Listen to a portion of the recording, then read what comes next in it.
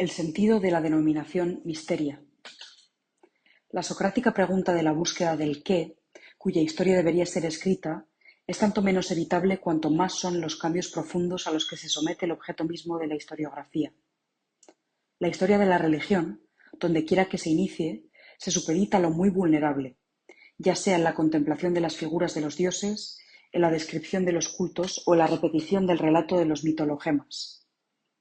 Siempre debo volver a preguntar por el pertinente significado de los nombres de los dioses transmitidos, por las denominaciones tradicionales de las formas religiosas, por su modo de conducirse, de relatar y de discurrir. Debe estar en busca de qué hay tras el nombre de Hermés o de Helios, tras el sentido de las denominaciones mitología y gnosis, para así poder solo remitirse a algunos de los avances que ya han sido hechos.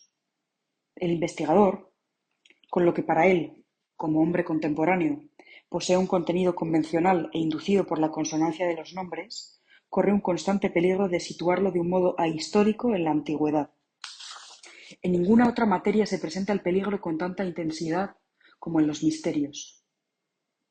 Aquí, sin embargo, no nos referimos en absoluto al empleo enteramente libre de la palabra. Todo el mundo, querido Hiperión, tiene sus misterios, sus pensamientos secretos, decía Hölderlin.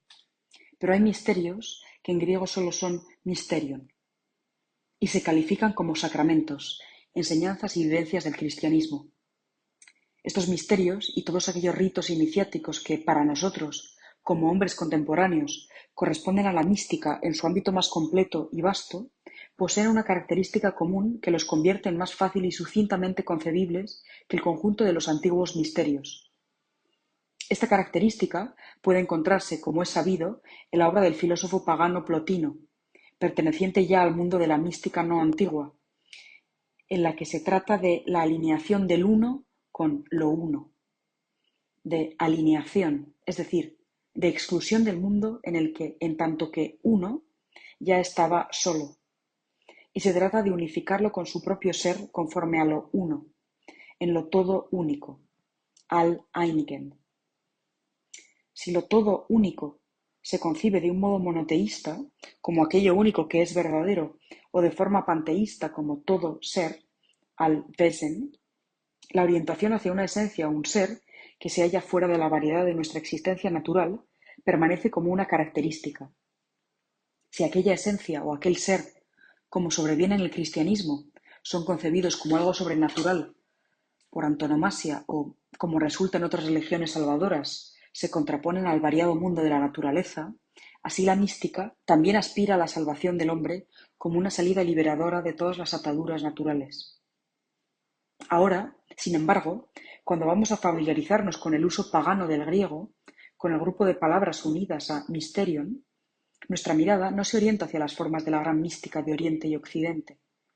El adjetivo místico, para un griego de la era clásica, no se relaciona siquiera con representaciones que se alejan del mundo de los sentidos e indican en la dirección de aquella gran mística.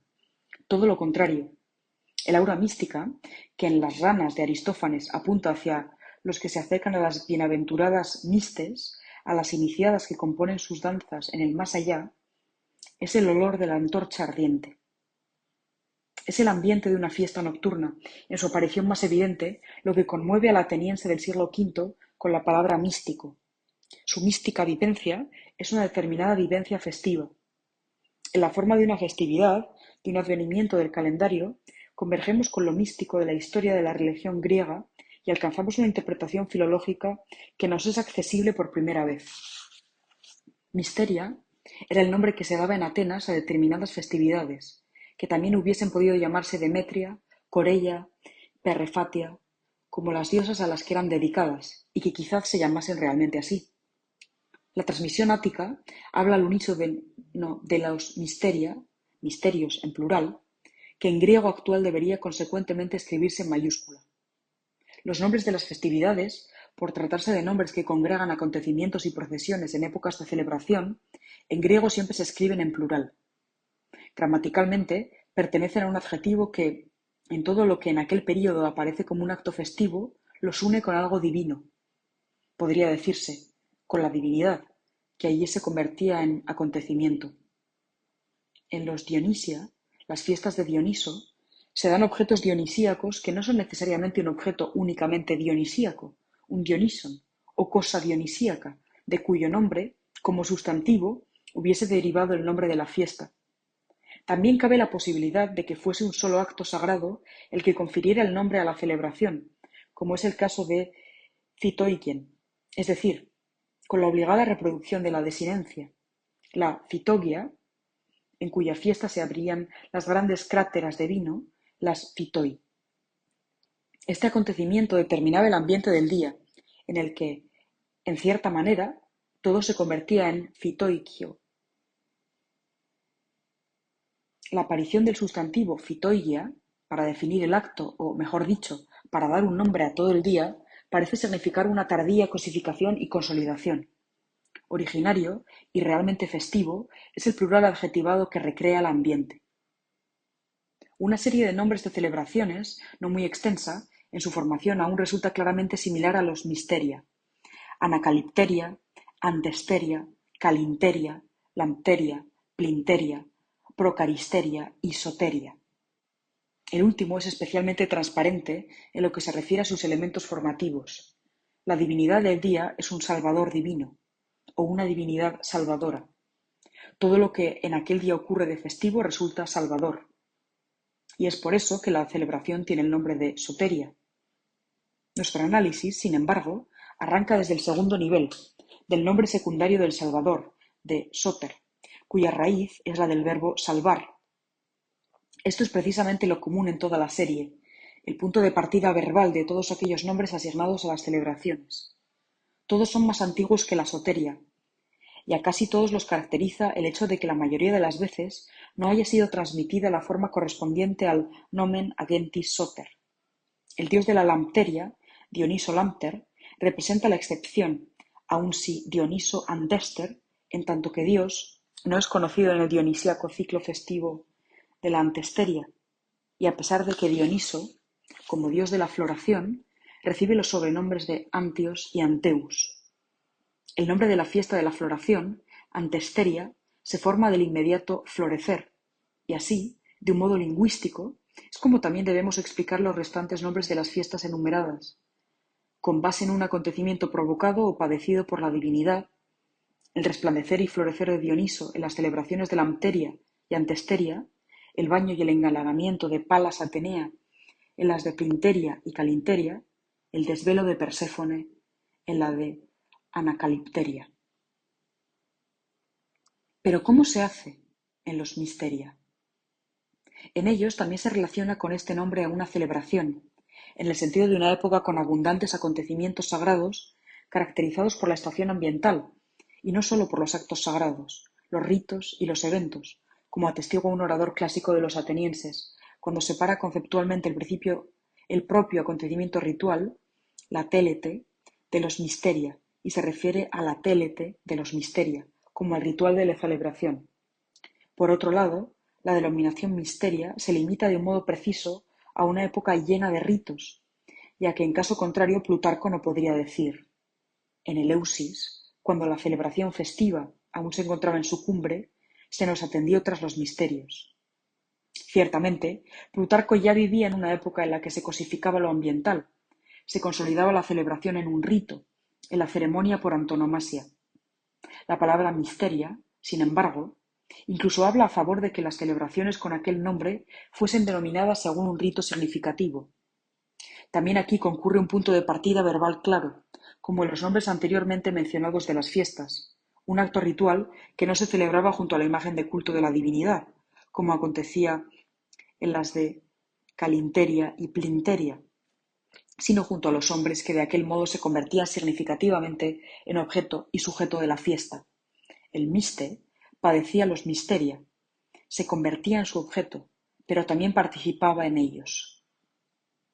Nosotros intentamos tomar los misteria en el sentido más estricto, tal como se nos presentan en la estructura organizativa de la vida griega de las épocas arcaica y clásica, y en cierto modo vamos al encuentro de sus lugares de origen, como eventos festivos, fijados en el calendario. Entre todos los calendarios de las celebraciones griegas, el calendario ático se nos ha transmitido en un estado de conservación bastante bueno, aunque muy fragmentado.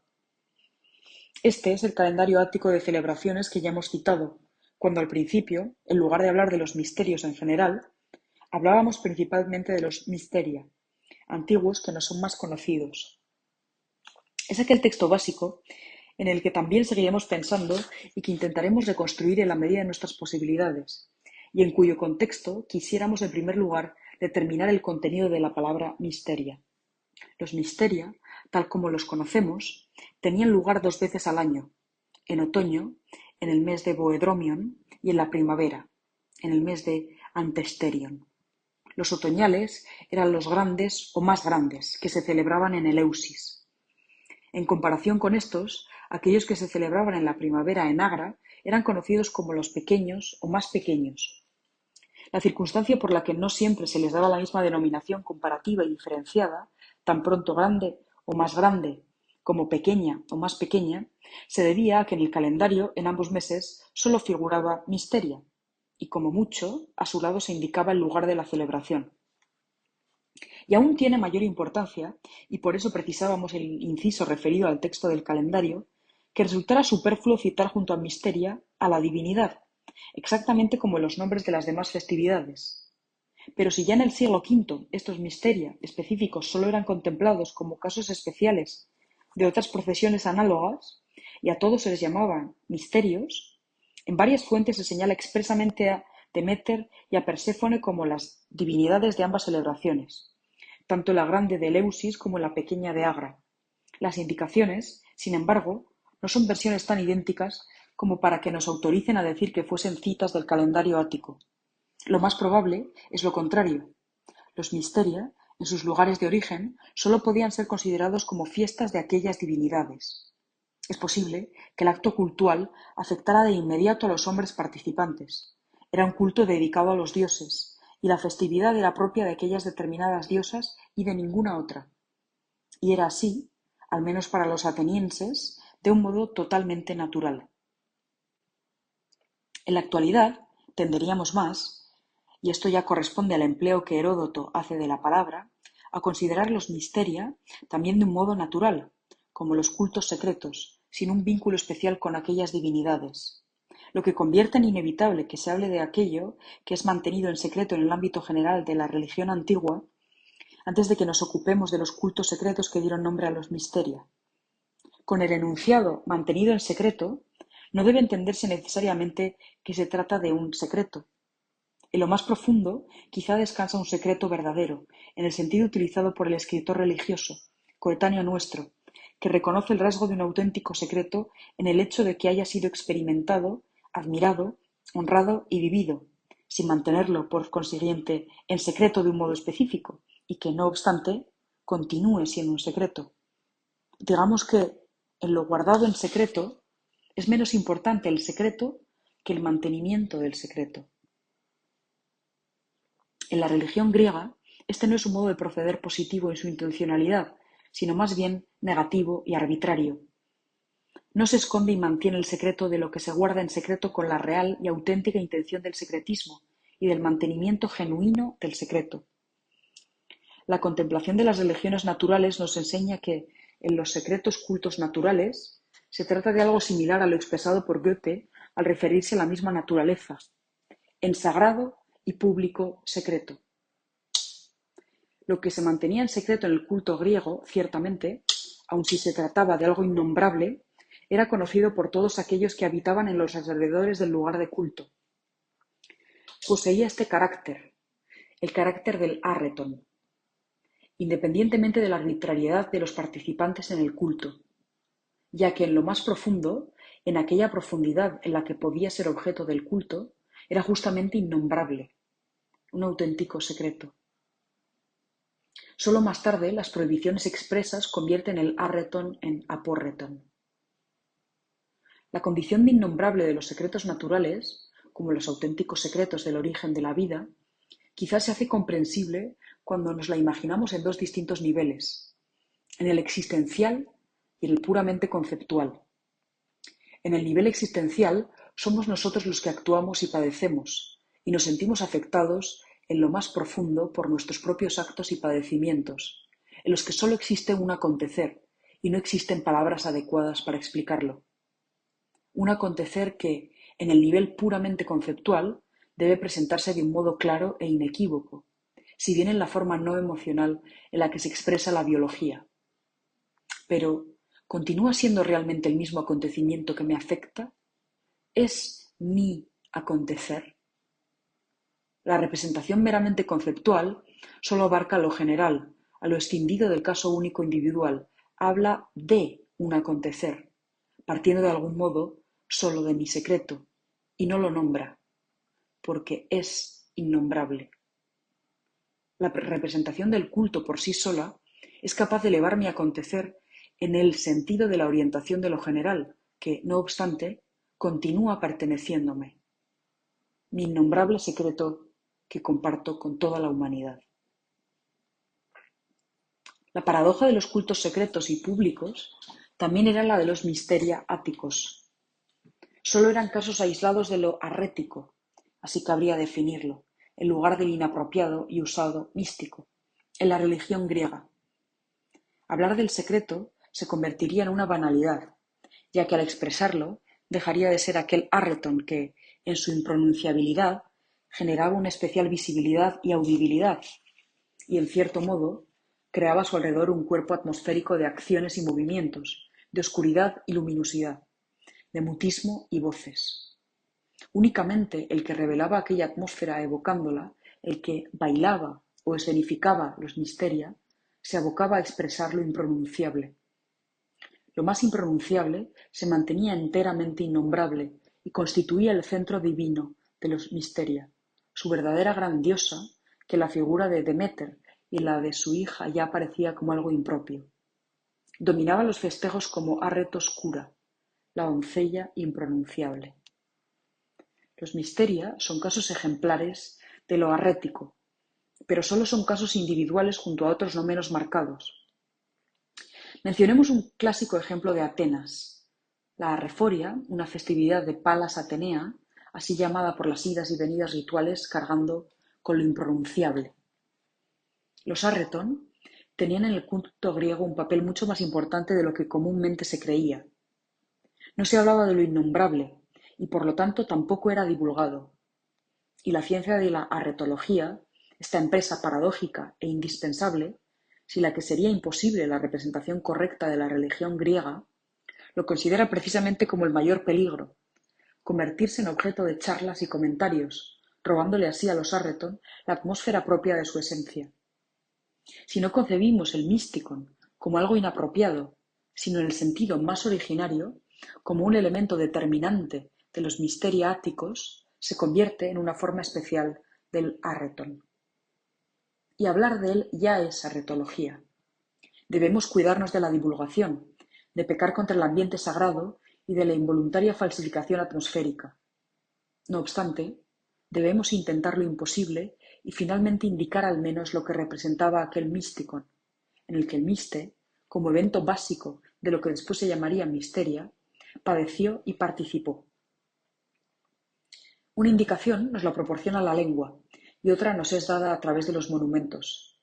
El punto de partida verbal de la denominación misteria, como también de miste y místicos, es conformado por un verbo cuyo significado ritual es iniciar, una derivación de cerrar los ojos o la boca.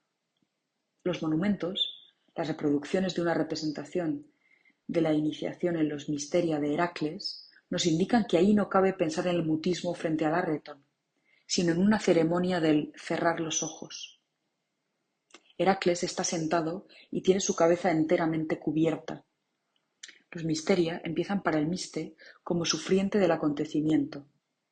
Este cierra los ojos y, en cierto modo, penetra en su propia oscuridad, ingresa en lo oscuro. Entrada, initia, en plural, llaman los romanos en su traducción latina, no solo al hecho de iniciarse, al acto de cerrar los ojos, a la miesis, cuya fiel transcripción sería initiatio, sino a los propios misterios. Una celebración, tuviese la salida que tuviese, o la elevación a la que ésta condujera para entrar en lo oscuro. Esto es lo que son los misteria, de acuerdo con el sentido originario de su denominación. Lo específico de esta forma de entrar y cerrar, más que en un significado individual, se caracteriza en lo cultual, en una experiencia muy personal del miste. Cicerón, en su obra dedicada a las leyes, expresa este significado más general desde un nivel conceptual, con la palabra initia como equivalente de la palabra principia, de sonido más filosófico. Nitiaque ut appellantur ita re vera, principia vitae cognovimos neque solum, cum laetitia vivendi rationem, acecimus etiam cum spe meliore moriendi. En la iniciación reconocimos de modo conciso cómo se denominaban los principios de la vida, y no adquirimos únicamente una razón para una vida alegre, sino también una mayor esperanza para morir. No obstante, los principia vitae, reconocidos en los misteria áticos y de los que nos habla Cicerón, solo tienen este sonido filosófico en la reproducción latina. Si atendemos a la versión original de Píndaro, ya no pensamos en los principios. Feliz aquel, nos dice el poeta griego, que, tan pronto como hubo contemplado aquello, fue enterrado. Conoce el final de la vida y también conoce el inicio dado por Zeus. Se trata del inicio de la vida misma, y no del origen concebido filosóficamente, aun si en griego también se llama así, del modo natural en el que se forma la vida, hacia la que, no en vano, nos reconducen nocturnamente los misteria. Lo nocturno no se limita al cubrimiento del miste en el primer momento de la entrada. Los misteria eran de una nocturnidad tan esencial que en ellos podían vivirse todos los aspectos de la noche, incluso aquella facultad que le había sido concedida de forma única y exclusivamente para, en cierto modo, dar a luz y así ayudarle a iluminarse. No se trataba solo de celebraciones nocturnas, sino que incluso representaban, o al menos así lo parece, a la celebración del avance de la noche hasta la súbita gran iluminación en plena noche cerrada. No era casual que los grandes misteria tuvieran lugar con la luna menguante. Ciertamente, si los preparativos se organizaban con la luna llena, cuando los mistes se congregaban el día 15 del Boedromion, la atmósfera ambiental ya era la de la luna menguante, y el 16 tomaban el baño en el mar, que asimismo era preparatorio y de purificación. Hasta que el día 19 emprendían el camino, y el 20, el día de su llegada a Eleusis, se iniciaba la serie de las noches sagradas. Cabe la posibilidad de que los pequeños misteria del Antesterion se prolongaran más o menos en el mismo número de noches. Los misteria, como festividad del cerrar y entrar, en cierta manera configuraban allí lo contrario de la celebración del mes que daba nombre a la Antesteria, y a su vez iniciaba la fase de la luna llena desde el día 11 hasta el 13. El florecer, que confiere el nombre a esta fiesta, también representaba un abrirse en general, no solo el abrirse de las flores y de la luz de la luna, sino también de las cráteras de vino e incluso de las sepulturas, y de las flores al cerrarse, de las que, por otro lado, se dice lo mismo que cuando se cierran los ojos. Misteria, el nombre de la celebración, también tiene otro que, por el contrario, es lingüísticamente más claro, seguro y complementario: anacalipteria. El descubrimiento en los misteria y el destapar en las anacalipteria pertenece a una unión más elevada que se conoce como un acto sagrado de la mitología superior y desde entonces también es reconocido en sus repeticiones humanas. El nombre de la repetición, anacalipteria, nos ha sido transmitido a través del culto de la misma diosa a la que son ofrecidos los misteria, Perséfone. Se refiere a su boda, que también se celebraba con el nombre de Teogamia o nupcias divinas. Ambos nombres fueron comúnmente utilizados en Sicilia, pero el evento divino que anuncian solo puede ser aquel cuyo contenido mitológico conformaban los misteria áticos. La boda de Perséfone y Hades representaba igualmente una imagen originaria de los casamientos humanos. De la misma manera que en la antigüedad las novias eran cubiertas antes de ser entregadas a los novios, así eran entregados los bendecidos del inframundo a la muerte, cubriendo al miste. Entre los hombres, sin embargo, ni el miste ni la novia son aquellos a los que este signo y esta forma de abstraerse en la noche llenan de sentido, como lo había sido para aquella diosa que había padecido el noviazgo como una muerte y fue entregada al dios del inframundo. Para proceder al desvelo nupcial, la condición previa consistía en llegar cubierta a aquellos esponsales, la entrada de Perséfone en la inframundana noche del novio que mata y engendra. Como celebración, tiene un nombre: misteria. Es la triple oscuridad, la del cubrimiento, la de las noches sagradas en Agra y Eleusis, y la de la propia oscuridad interior, en la que el miste, como también el hombre, y no sólo la mujer iniciada, se reencuentran con su propia maternidad sufriente y conceptiva. Al tiempo que admiran lo eterno y común del principio de su vida, contemplan la imagen originaria de aquella unión matrimonial única, que fue la de su origen, en las figuras y destinos divinos, algo impronunciable que, en la antigüedad tardía, ya no podía darse. Los misteria áticos, a través de las imágenes mitológicas, aún provocan fácilmente vivencias, un retorno del hombre y un reencuentro con las raíces naturales de su existencia. No se precisaban recursos especialmente poderosos para acceder al ámbito en el que se encontraban aquellas raíces, un campo de energía todavía sin agotar, en el que se siente firmemente arraigado como un dios. Bastaba la festividad con sus espontáneos milagros atmosféricos, enlazados con los propios antecedentes, hasta llegar a las fuentes más profundas del nacimiento y del mundo de los ancestros. La existencia de lo que ha sido, que el alma guarda como su tesoro más concerniente, se muestra efectiva y poderosa.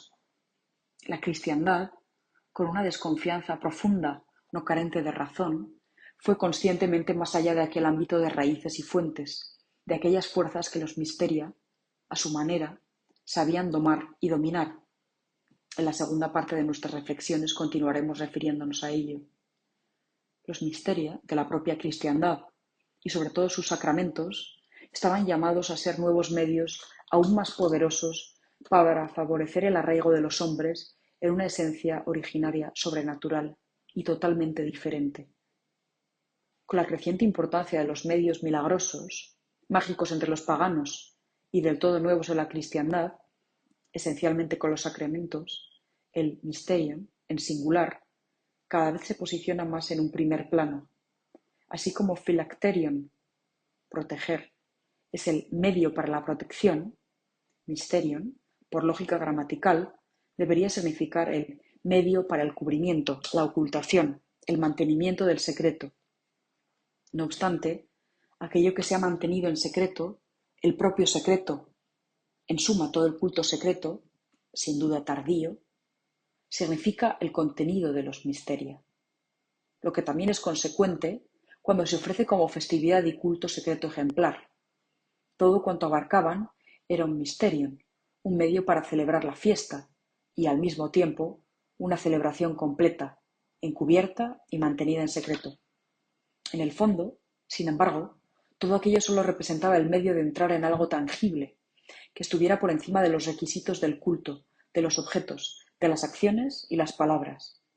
Sobre el momento cumbre de la procesión de Eleusis, cuando es mostrada una espiga en silencio o se pronuncian aquellas sencillas palabras, llueve, trae fruto, los escritores cristianos hacen comentarios en tono de mofa.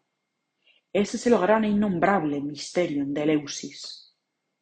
Se exaltan con la enumeración de los indignos objetos de veneración, objetos comunes que deberían conformar el mysterium, y demuestran que el arreton pagano, en lo que a esta característica se refiere, ha desaparecido para ellos. Sus misteria son esencialmente diferentes de cómo fueron los paganos.